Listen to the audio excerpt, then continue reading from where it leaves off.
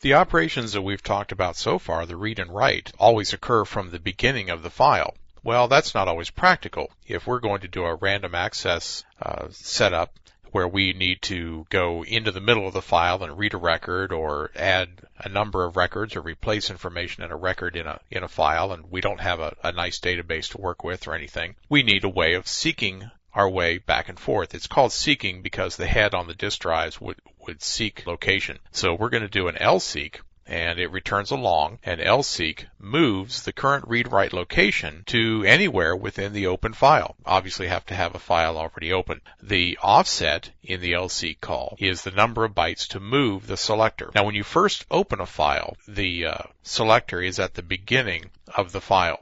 So then you have to select an origin.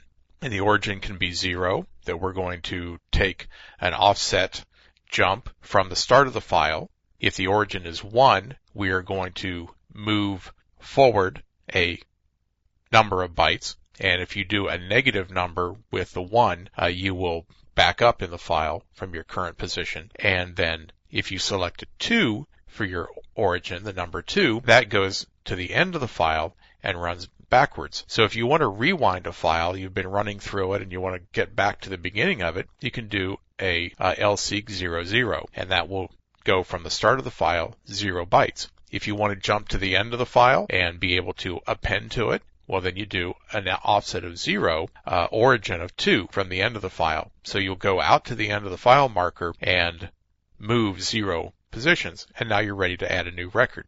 So that's the lseek. Moves the current read and write location to anywhere within a file.